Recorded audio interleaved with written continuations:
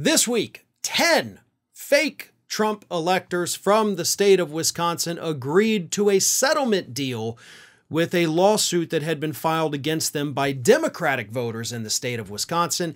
This was not a criminal lawsuit. It was, in fact, a civil lawsuit seeking to get $2.4 million from these 10 fake Republican electors.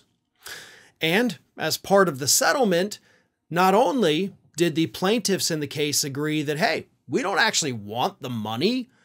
What we want is a couple other things that these fake electors agreed to pretty much without question. So what are those terms that these 10 fake Trump electors have come to? Well, the first is that they have to publicly admit that President Biden won the 2020 election. So first order of business, y'all got to go through a little bit of humiliation here, right? You got to swallow your pride and you got to admit your guy lost, President Biden won.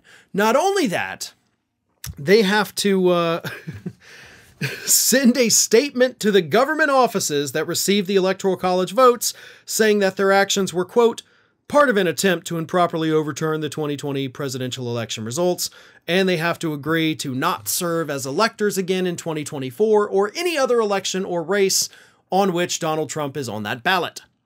So they got to write a letter saying like, yeah, we were stupid, we're sorry.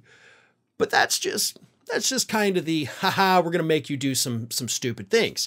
Another thing they have to do, because there is an ongoing lawsuit in Wisconsin against Kenneth Chesebro, the indicted Trump lawyer from Georgia, who is now also cooperating in Nevada. He's being sued in Wisconsin, and these 10 fake electors agreed that they will work with the plaintiffs in the lawsuit against Chesebro. So we'll give up all the goods. We'll give you all the info. Chesebro did write several memos that were used in Wisconsin to justify the fake electors.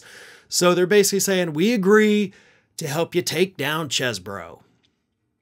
But all of that is small potatoes, because there is one part of this settlement that actually matters. One part that, for the record, in this article, one sentence was devoted to it. And to be honest, kind of pisses me off.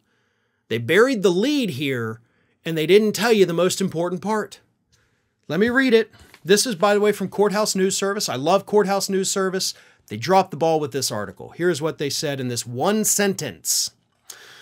Under the settlement, the 10 fake electors promised to assist the Department of Justice with its ongoing investigation. That's it. One sentence.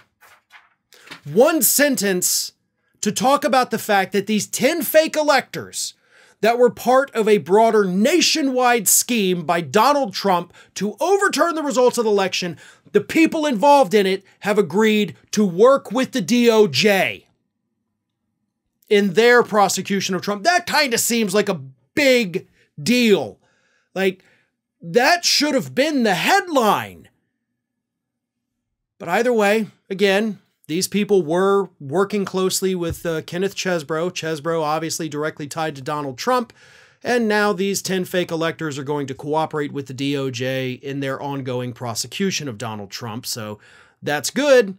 Kind of wish we had a little more info on that and, what else they know, but it is what it is. Sometimes journalism fails us and we got to work with what we've got.